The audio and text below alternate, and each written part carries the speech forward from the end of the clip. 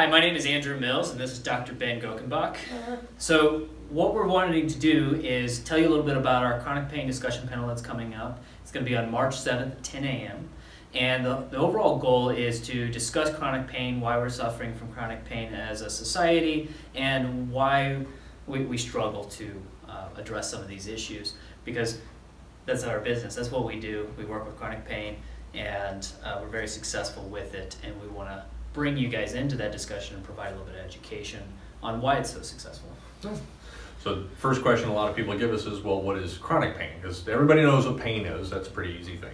Chronic pain tends to be long-term pain, obvious from the name, but most of the time it has no really known cause. There wasn't like I bumped my elbow and now my hand tingles or anything like that. There's no real immediate cause for why it hurts.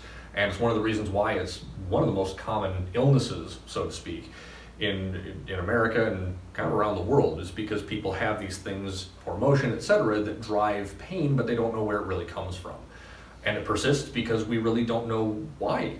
There's no specific cause. Like I said, you don't bump your elbow and tingle your finger. It's, hey, you've been walking weird for the past 14 years and now your back hurts. It's that type of a thing. Yeah, and when he says, we don't really know why, it's not so much that we don't know why somebody might be in pain, it's just there's not one cause. Yeah. And that's where it gets better. tricky, because if you go to a professional who specializes in diagnosing a specific cause, and you have pain and the symptoms make sense, but the situation doesn't quite align, well, then it gets classified as an atypical or an unknown. In other words, you have a common symptom, but I don't know why.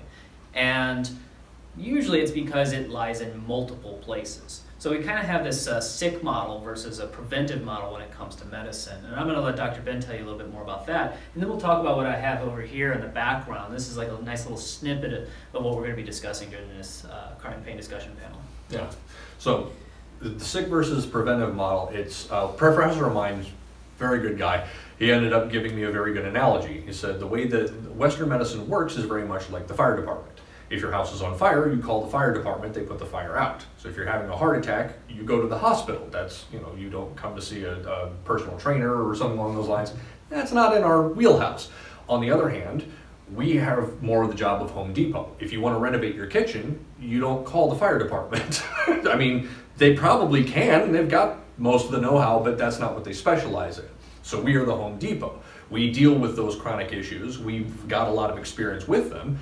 And so the acute issues stay with the Sikh model, the chronic stays with the preventive, because so much of it can be taken care of if you do a little bit of homework beforehand to avoid the issue in the first place. And a lot of times it actually decreases the amount of visits that have to be taken to urgent care and ER, because if the person's taking care of themselves, they don't get quite so far that they develop certain illnesses. It's not universal, but it can cut a good number of them down. Absolutely, and to continue with that same analogy, if you're considering us like the Home Depot or what we call allied health professionals, like your chiropractors, your massage therapists, your personal trainers, nutritionists, etc. As the Home Depot, if you have a well-maintained house, it's less likely to catch fire, and that's really the whole point here. Is at a certain point we have to, while it's important to treat symptoms and take care of acute issues, if we never address the underlying cause for the imbalances or whatever that's occurring in someone's life to put them in these situations that have these symptoms, then we're perpetuating that illness and just making it more livable. And so that's kind of one of the issues we have, because as a society we're living longer than we ever have in the history of humanity, but that does not mean our quality of life is actually extending with our span of life. And so before, if life expectancy was 65, but quality of life ended at 50, 55, well, that's not that much longer to live crappily. However, if you're living to 80, which right now I think the Center of Disease Control has us at right around 78 years for the United States. And so if quality of life declines in your 50s, well, that's 25 plus years of poor quality of life. And I don't think any of you, much like I wouldn't want to work my whole life just to live crappily through retirement. Yeah, exactly. So that brings us to this model. And when we talk about integration or holistic, what we're really referring to is the multiple facets that make us up. for instance, we are a system of systems. When we talk about movement, the movement itself relies on multiple systems like your muscles, your skeleton, your nervous system, endocrine, etc. Our wellness relies on different systems as well. So for instance, we can consider somebody who's extremely healthy, maybe they run marathons, they exercise regularly, and we would say this person's very physically fit. But let's say they struggle with mental health. If they're suicidal because of chronic depression, would we consider that person well? And so all of the research is really pointing to these 8 different categories that interrelate to one another. So for instance, if we have very poor social wellness, then that may have an emotional impact on us, which then can have a physical impact on us, and the cycle can continue. If we live in an environment that is hazardous to our health, and then that can perpetuate that. So anytime one of these elements of wellness is somehow injured in some way, all of the other aspects have to compensate for that. And over time, we develop symptoms of disease. And so when we're thinking like chronic pain, you might have had an injury, but because of how it impacted these other spheres within our wellness, our total wellness plan, what could have happened is now because these other things are affected, if we only address the physical and do not address these other things, then we can perpetuate that sensation of pain and some of those symptoms. And that's why it's largely unknown, because there's a lot to it. There's a lot of variables at play. And it takes somebody who's really good at looking at the big picture and say, we don't just need to see a therapist, but we got to make sure that therapist is coordinating with the chiropractor or your doctor, so that way that plan is integrated and working together. Exactly. Because it's what makes it difficult, particularly in and around healthcare as a whole. Everybody specializes in a particular area, and each of us knows that area really, really well. But each of us isn't just physical or just spiritual or just career.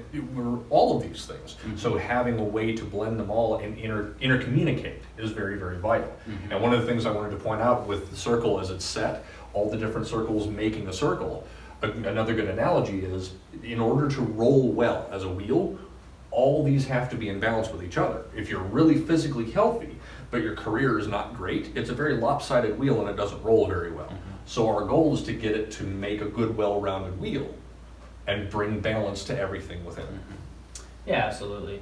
And so the other thing that makes this a challenge for people is every individual's wheel looks a little different. So, we bring up career, but career doesn't mean you're making a lot of money. Career just means, are you satisfied with what you do and where you spend your time?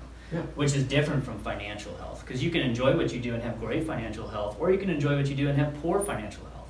And just because you have poor financial health, maybe it's because you have emotional issues that go unaddressed and poor spending habits that have nothing to do with how much you make. Yeah. And so that's where it gets a little bit complicated, and that's why it takes a professional or some central individual or group to say, you're working with all of these different professionals, let's keep them coordinated. And that's really where we come in. But the whole point of this discussion panel is to educate, not to sell you anything. Right. So we encourage you to come join us. Anybody you know that either suffers from chronic pain or even cares for someone who has chronic pain. Caretakers themselves are usually the next step in the line of succession for handing down chronic pain. Oh yeah, because we take that on a lot from the people that we take care of. Absolutely.